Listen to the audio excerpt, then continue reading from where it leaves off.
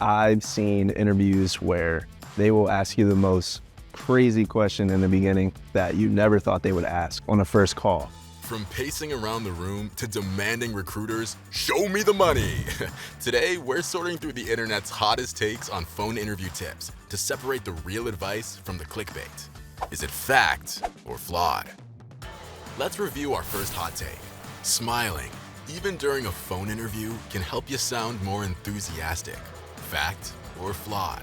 I follow someone on social media who does a voiceover. You can always tell that they're smiling when he's talking, even though you can't see him. I think it's true. I'm gonna say fact because coming from an account executive background, the number one thing they're always saying is smile and dial. So I feel like I try to apply it to every aspect. Even if I'm just on the phone, if I'm dating someone, I'm smiling to try to make sure that even if I'm having a bad day, okay, this guy actually sounds happy on the phone. So I think it's a fact. Smile and dial? Yeah, smile and dial. That's the biggest one, yeah. Everyone loves that quote. Smiling can in fact help keep energy up and increase the odds of you sounding energetic and enthusiastic about the position. So it's important to maintain a positive and upbeat tone. Here's our next hot take. It's impressive to say your biggest weakness is being a perfectionist. Fact or flawed?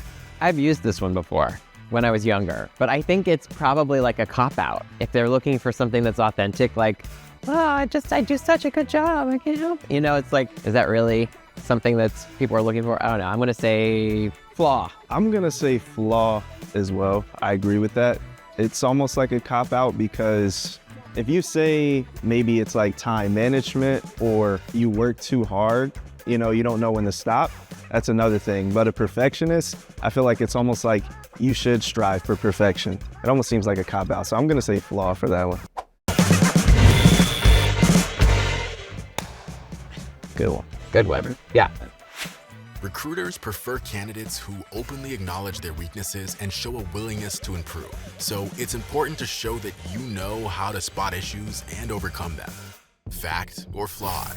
Too much preparation will make you sound rehearsed. I feel like it depends on the type of preparation. I mean, if you're doing a background of the company and what they do and how they work, I think that's great. If you're scripting your answers, maybe not so great. If you're actually prepping and learning your role and you're actually learning about the company, I don't see how you can learn too much. Even if you know that, the CEO was born in 1914, on some small farm back in Arkansas, then that's okay. It might not be useful to help you get the job, but I don't think it hurts. Flaw, right? Yeah. Yeah, I agree. Say so too. Strong preparation is important because being well prepared will make you more confident and allow you to give better answers. You'll have a chance to do some research and decide what skills and qualifications you want to emphasize in your interview. Remember, you're speaking with a person and to actively listen and respond to their questions, not just follow a script. I have a friend who his prep game is just absolutely insane. Before he even interviews with the company, he knows he wants this job and he prepares for it. I'm dude, you might not even get an interview. Here's our last hot take. Don't talk about salary in your first phone interview.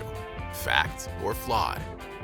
I was gonna say, I think you should bring it up because it sets expectations, and I would hate to go through an hour interview to get to the end and be oh, sorry, this is 40,000 less than you wanted. Yeah, I think that one is not true.